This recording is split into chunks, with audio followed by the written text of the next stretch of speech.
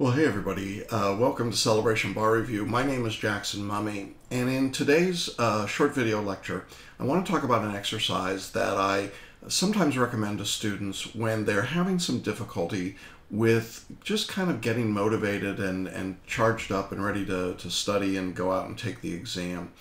As I'm recording, exam results have come in from around the country, and we're in that season now when people who have failed the exam have to make some decisions about whether or not to retake the test. And I think that this exercise is particularly valuable for people in that situation. Now, if you're a first-time bar taker, it might be worth you doing the same exercise to help if you've got any sort of doubts or feelings of uncertainty about what's coming ahead of you and whether or not it's worth doing the work. So I want to just show you how this exercise works and then invite you to participate and see what kind of results you get. Well, here's the approach that we want to use. This exercise is called the cost-benefit exercise, and it's something that you'll work on over a period of a few days typically, not all day long by any means, but just as the thought occurs to you.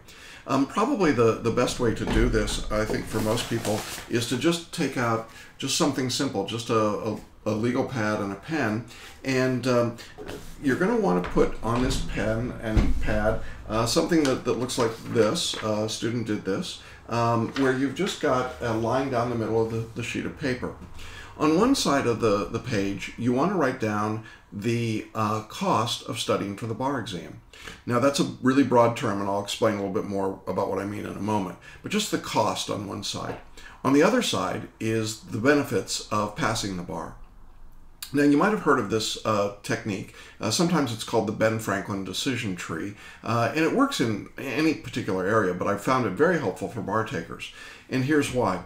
What you're going to be doing is making a list, checking it twice, over a period of a few days of the things that are costs or pain points for you in studying and preparing for the bar exam, and then comparing that list to the things that are benefits to you of having passed the exam. You see, here's one of the interesting things about human nature.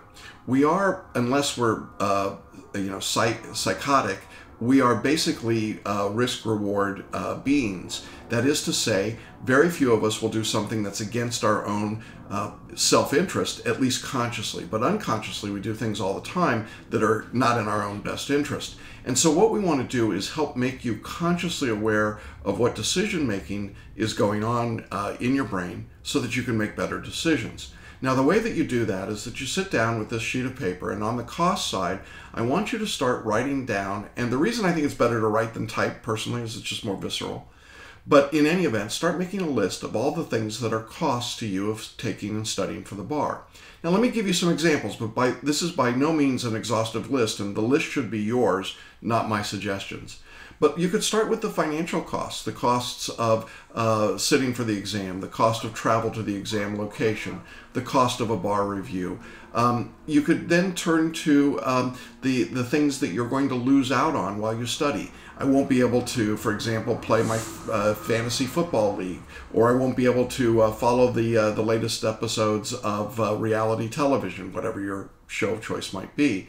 Or I won't be able to go out on Saturday date nights as much as I used to. Maybe for some of you, I won't be able to go out to the bar and get drunk as often as I used to. I mean, whatever those costs are. And one of the really important parts about all this is that this is your list, and it's not really to be shared with anyone else, and so you need to be honest about it, whatever those costs are. Now, for some people, the costs are much deeper than the superficial ones I've just given you. There are costs like, particularly for bar repeaters, if I fail again, I'm going to really destroy my self-confidence, or the risk of taking the exam and failing is devastating to me. It will, it will just close my doors everywhere, and I just won't be able to function. The cost of embarrassing my family, or the cost of embarrassing myself in front of my family, or in front of my law school, or in front of my employer who had the business cards printed up with ESQ behind my name and I failed the bar. And I want you to be as specific as you can. What are those costs? Write them down. Now, you may think that you're able to come up with those costs very quickly and efficiently and write them all down and say, well, this was, okay, 15, 20 minutes. But here's the interesting thing. I would keep that pad with you in some form over the next couple of days, because typically what happens is that there are some things that pop into your head, you know, and you go, oh, that's another cost. You know, I won't be able to take that vacation that I wanted to take, or, you know, I'm going to have to really confront the fact that I'm not a very good writer, or whatever they might be. I mean, the things will just pop into your head. Write them all down. Don't edit them. Don't try and determine if they're good reasons or bad reasons. Just write them down. Now, at the same time, you want to flip over to the other side of the page, to the benefits of passing the bar.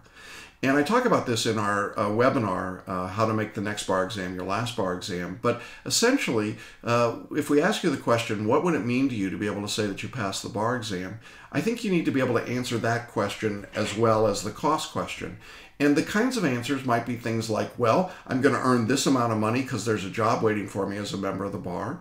Or I'm going to have the pride of knowing that I did something that nobody else in my family had done, or that nobody thought I could do. I'm going to have the satisfaction of achieving something that was really, really difficult. I'm going to know that now I've got the opportunity to do the kind of work in my community that I really want to do, maybe in public interest law. I've got the ability to get new business cards that say ESQ at the end of my name. I get the better office. I get better working hours. I'll be someone that my wife or husband or significant other really looks up to, or my children look up to. I mean, these are all benefits of passing the bar. And oftentimes what happens is that people, bar takers, get myopic. They stop thinking about what the benefits are. Who would benefit from you passing?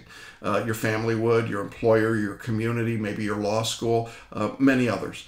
And so as you start thinking about what it would mean to pass the bar, you want to write down all of those items as well.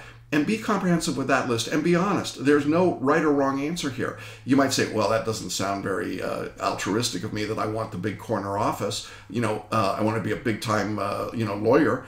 Well, no, I mean, it's okay. You do what you do. There's no judgment involved in this. Just make the list. And again, keep the list with you for a few days and see what pops into your mind. See what comes out where you say, oh, that would be a cool thing. If I were a lawyer, I could have done that. I could have helped that person.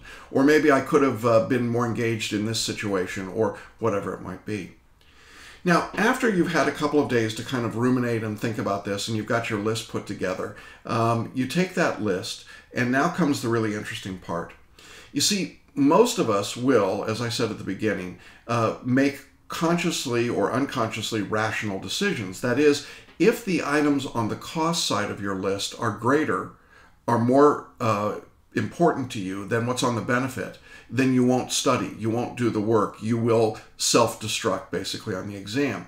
Why is that? Well, the self-conscious does that kind of analysis, and it says, look, it's pretty clear. It's worse for us to pass than it is to put up with the pain that it would take, and so I'm just not going to do that. I'm not going to, we're not going to engage in that work. We're not going to study when we don't want to study. We're not going to write that other essay when we really don't want to do it. We're not going to submit ourselves to having our work evaluated or critiqued.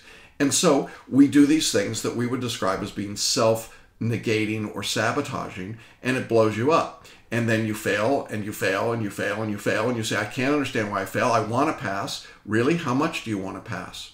Sometimes what I give to people as a way to explain this balance is to say that if they got a ransom note, you know, one of those where you've clipped out all the letters from the magazine, and there's a picture of their favorite pet or God forbid their child or someone that's important to them, and it said, if you don't pass the upcoming bar exam, you're never going to see Fluffy again.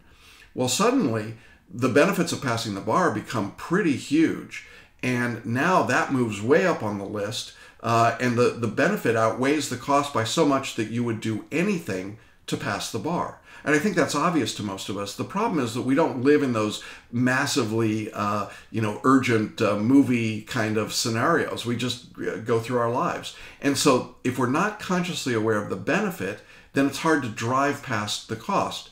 And make no mistake, there will be costs associated with studying for the bar exam.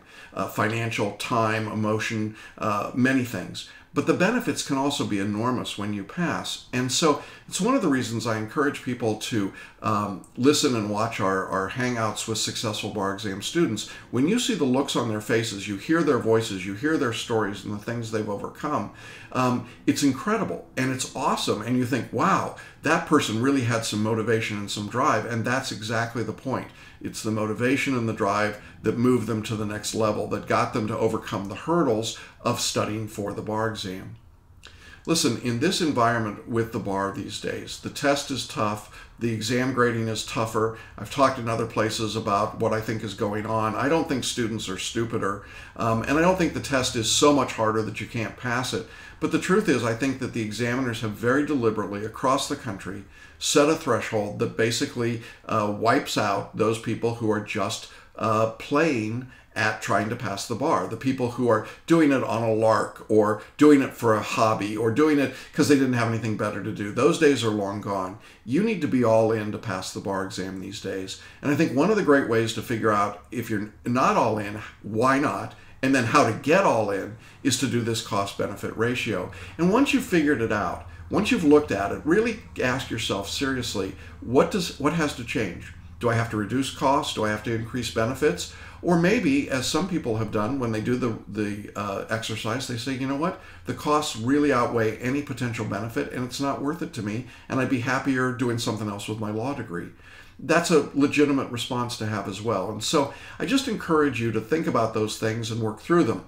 If you're in our course, we invite you to do this exercise and then talk with me about it, and students do, and I think it's really helpful. If you're not in our course, hopefully there's someone you can talk with about it, because I do think it's helpful to just get that feedback. But even if there's no one that you can talk to, just having the conversation with yourself, doing the exercise, will give you insight that I think you probably didn't have before. And that's what makes it such a powerful tool. Well, I hope that's helpful to you, and wish you well as you do your cost-benefit exercise. And thanks for spending this time with me today. Good luck to you.